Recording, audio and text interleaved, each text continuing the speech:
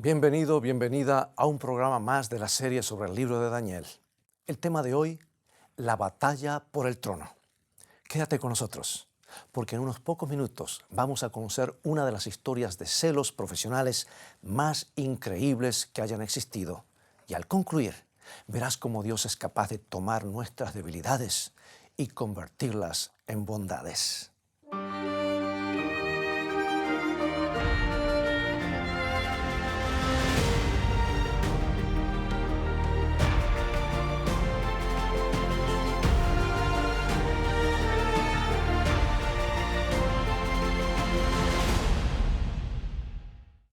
Vivimos en un mundo que pone énfasis en la excelencia profesional y probablemente sea bueno.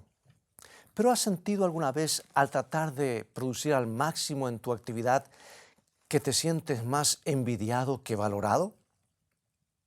¿Que por algún motivo las personas con las que trabajas preferirían verte fracasar porque se sienten amenazadas por tu esfuerzo y capacidad?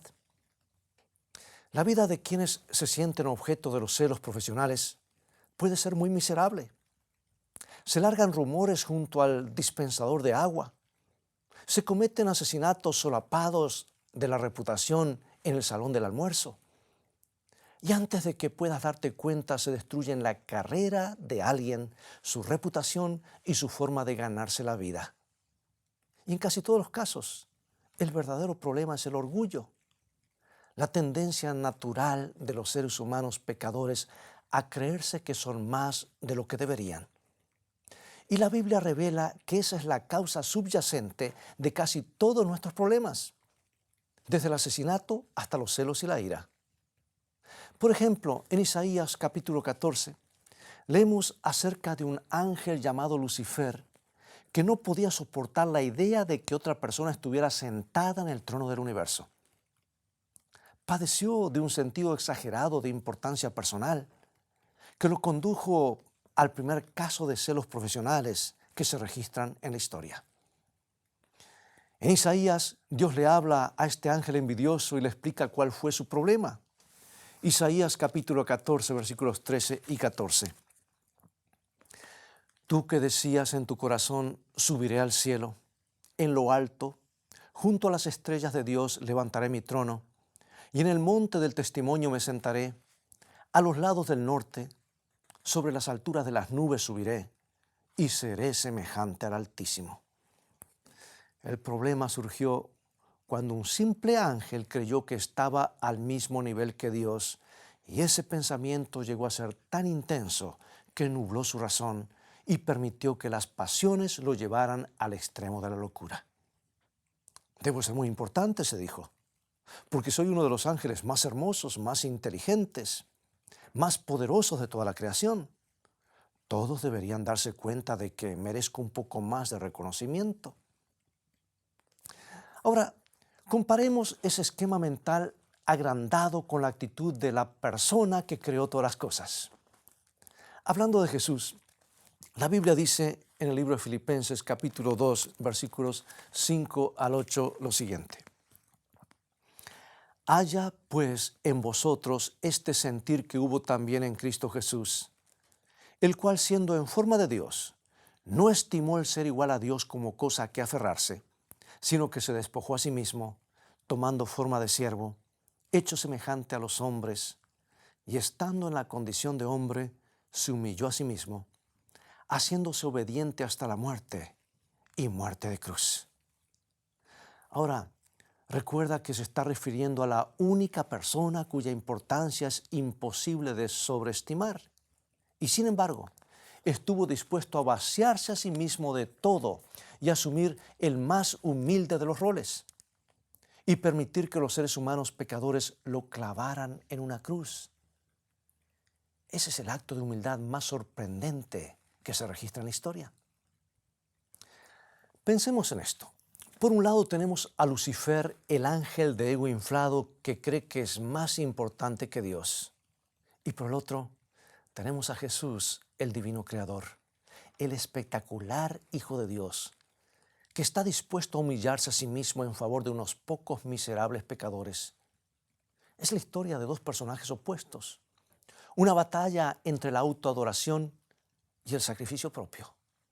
Es un tema que recorre toda la Biblia y nos proporciona el contexto para una más rica comprensión de las Escrituras.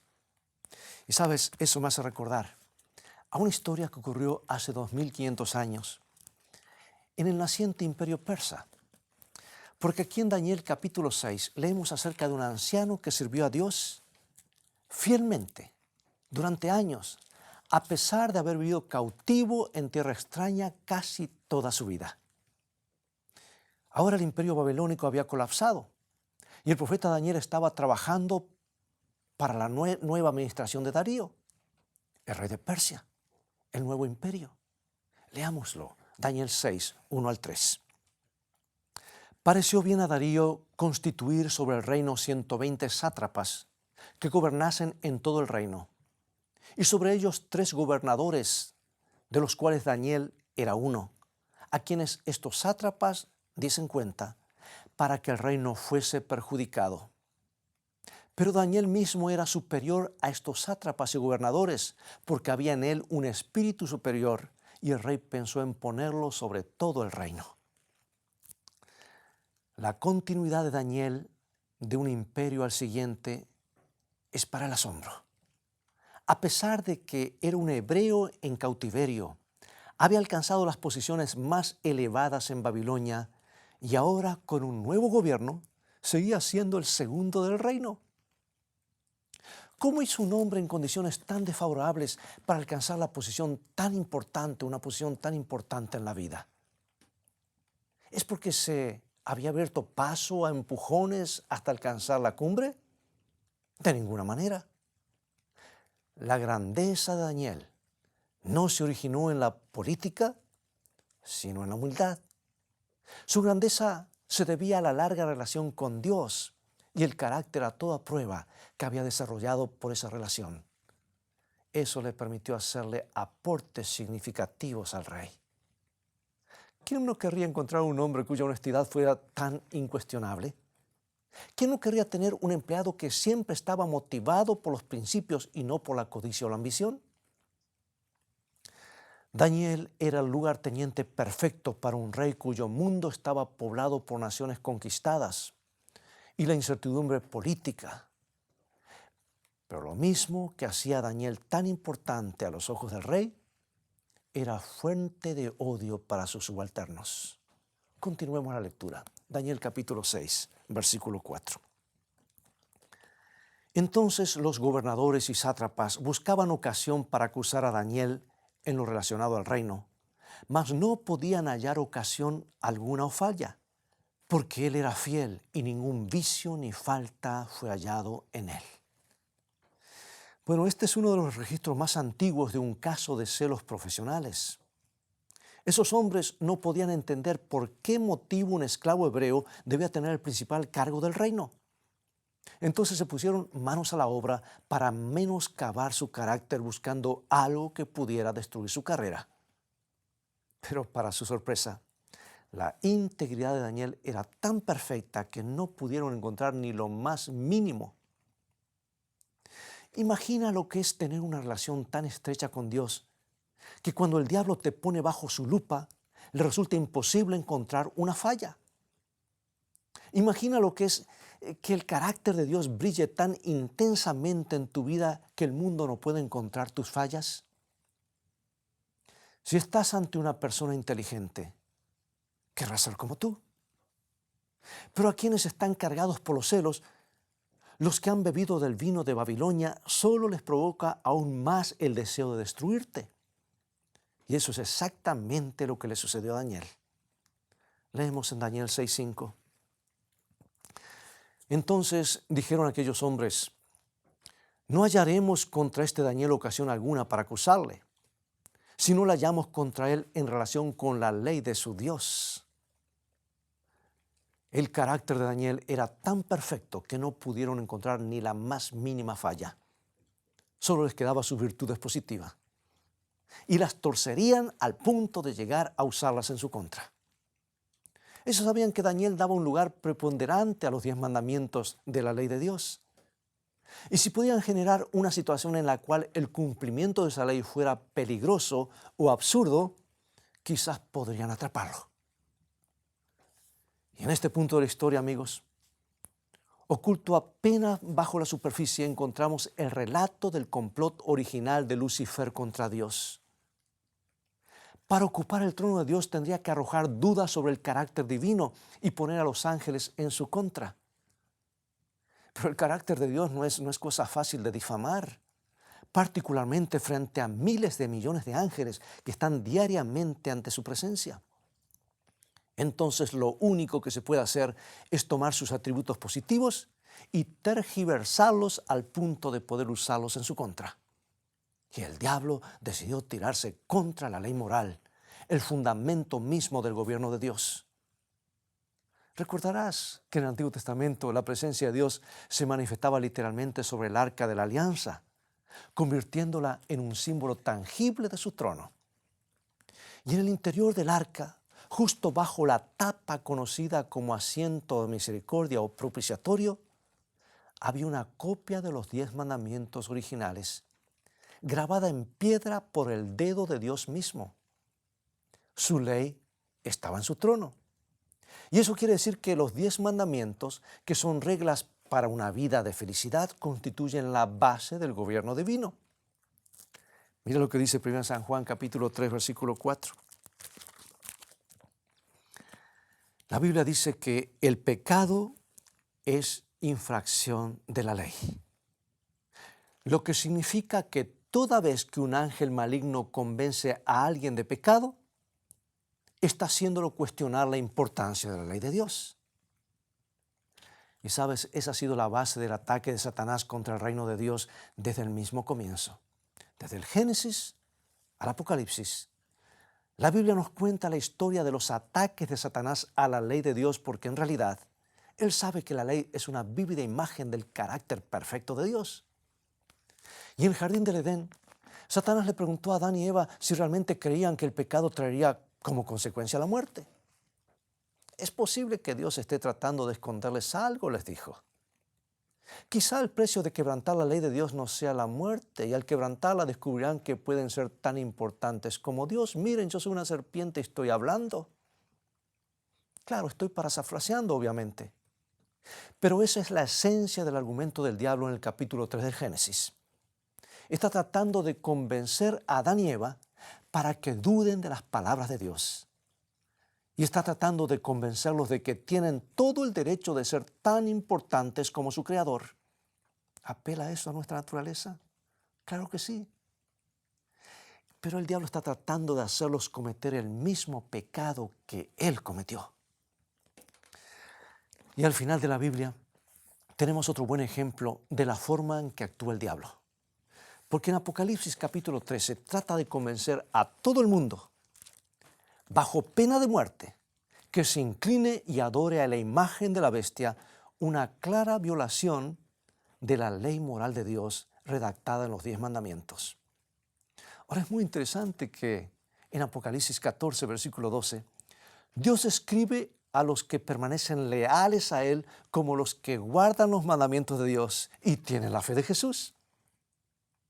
Por eso en el libro de Daniel capítulo 6, no debería sorprendernos que un grupo de hombres malvados trataran de atrapar a Daniel en base a su fidelidad a la ley de Dios.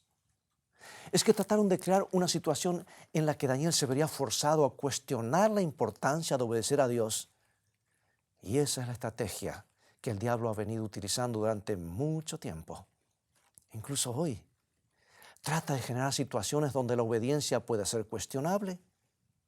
Están, por ejemplo, los que promueven la idea de la relatividad moral, que escriben ejemplos en los que un código moral absoluto podía perder su vigencia. ¿Hay que ser simplemente siempre honrado?, preguntan ellos. Incluso si el robo me permite alcanzar un bien mayor. Como ves, el diablo puede hacer que una exigencia de Dios parezca contradecirse con otra para poder cuestionar todo el sistema moral divino. Y uno de sus trucos favoritos es hacer que las enseñanzas de Dios parezcan contradictorias.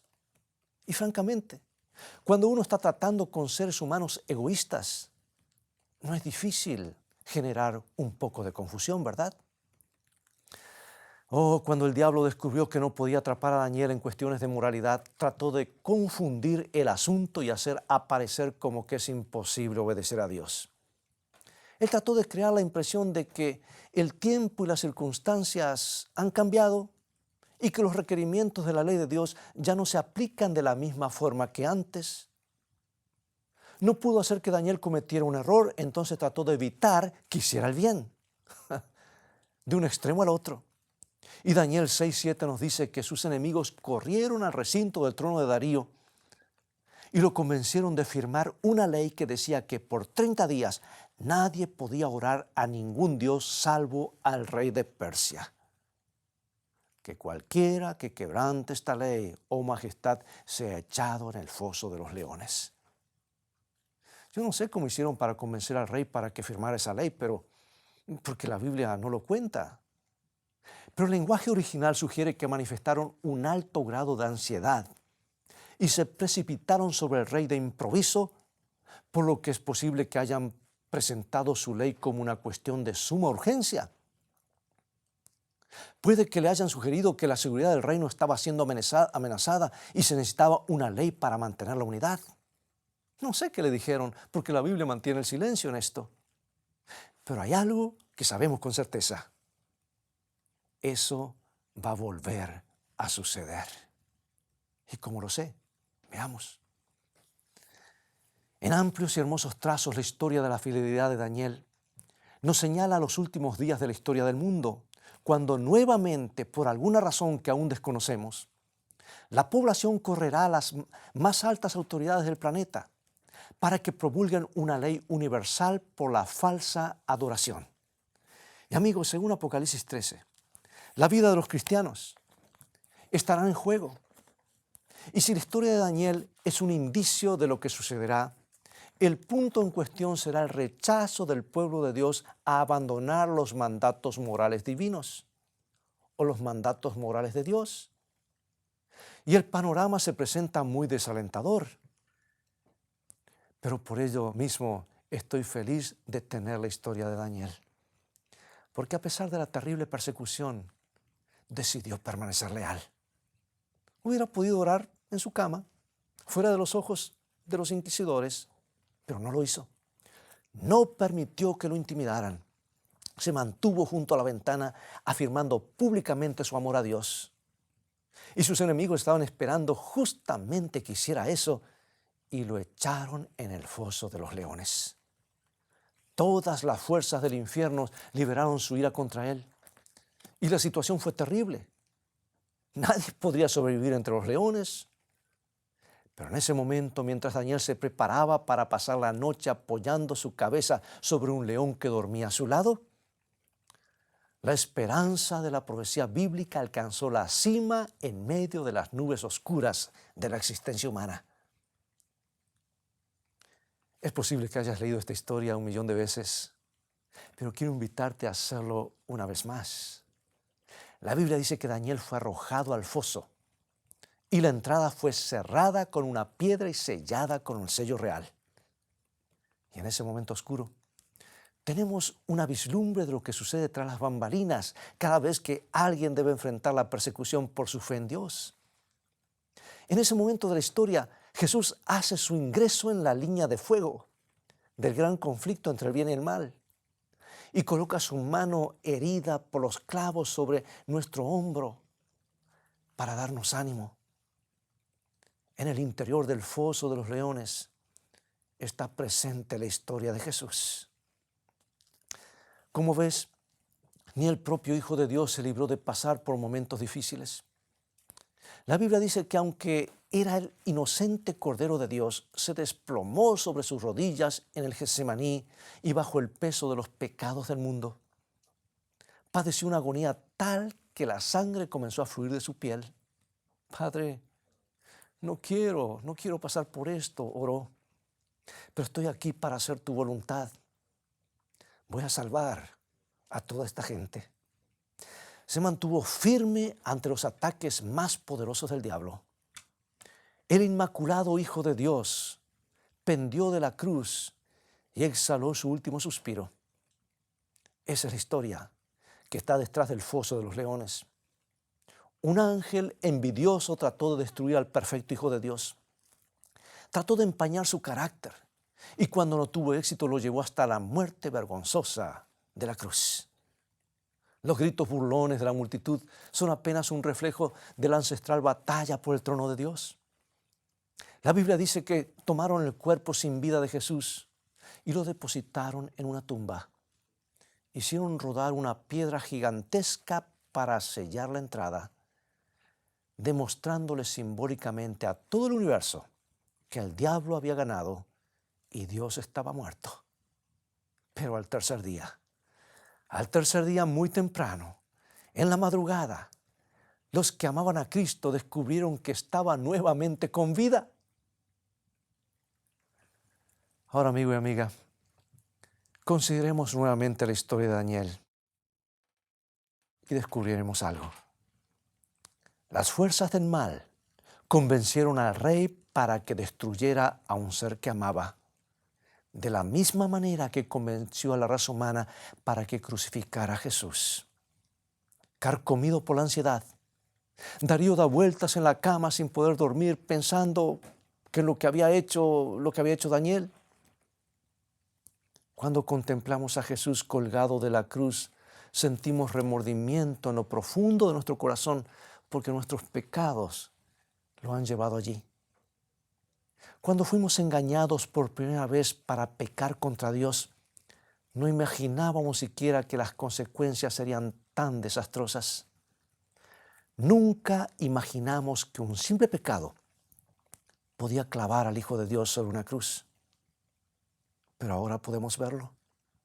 Nuestros crímenes contra la ley de Dios pusieron los clavos en sus manos y sus pies.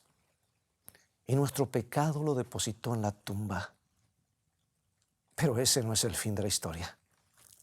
Daniel 6, 19 y 20. El rey, pues, se levantó muy de mañana y fue apresuradamente al foso de los leones. Y acercándose al foso llamó a voces a Daniel con voz triste y dijo: Daniel, siervo del Dios viviente, el Dios tuyo a quien tú continuamente sirves, ¿te ha podido librar de los leones? Amigo y amiga, Dios te pide que corras a la tumba de Jesús como corrió Darío.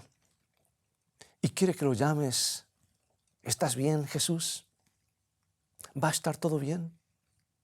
Y cuando lo hagas, descubrirás lo mismo que descubrió Darío, que Él aún vive. El diablo ha silenciado el hecho de que la tumba no pudo retener a Jesús. Y por ello puedes hacerle frente a todo lo que el diablo te ponga en el camino. Porque ni siquiera la tumba será una amenaza. Es posible que hoy te estés enfrentando con un foso lleno de leones. Puedes estar sufriendo por tus creencias. Puede que las personas que te rodean no comprendan tu compromiso con Dios, pero igualmente puedes permanecer firme. Desde un antiguo pozo, Daniel nos asegura que todo va a salir bien. Amigo, amiga, se aproxima el momento cuando Jesús se parará junto a nuestras tumbas en la mañana de la resurrección y llamará: ¿está todo bien? Y lo hará con una sonrisa en el rostro, porque sabe cuál será la respuesta. Acompáñame en oración. Padre Celestial, estamos maravillados con la vida de Daniel y anhelamos la misma fortaleza y pureza de carácter que le diste a él. Llena nuestros corazones y llévanos a una relación más íntima contigo. Enséñanos a contemplar la tumba vacía de Jesús y a creer que ni siquiera la tumba podrá ser una amenaza real. Danos valor y fortaleza y ayúdanos a decidirnos por Cristo, porque lo pedimos en su precioso nombre. Amén.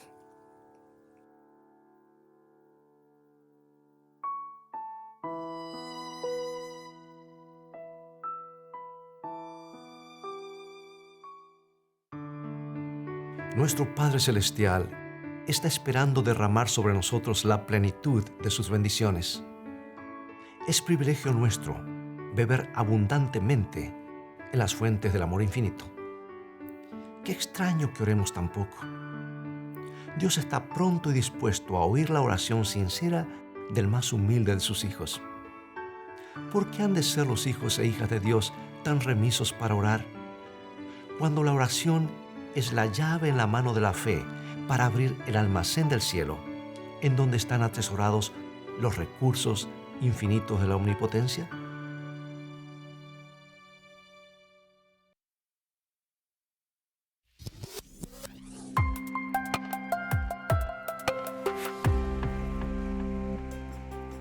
¿Te has preguntado alguna vez por qué permite Dios el sufrimiento? ¿Cómo se originó la maldad en la tierra? ¿Cuál es la marca de la bestia? ¿Cómo puedo identificar a un profeta verdadero? Hoy quiero presentarte las nuevas guías de estudios bíblicos, Escrito está. Este conjunto de 25 lecciones contesta cada una de estas interrogantes con la Biblia, en un formato simple de preguntas y respuestas, y contiene amplias ilustraciones gráficas, historias introductorias y tablas de ayuda adicional. Estos estudios se pueden adquirir en conjunto o en forma individual y son una excelente herramienta para entender la Biblia a profundidad. Para más información, visita ahora mismo la tienda de escritoestá.org o llama al 423-362-5834. Descubre a través del estudio de la Biblia el maravilloso plan de Dios para tu vida.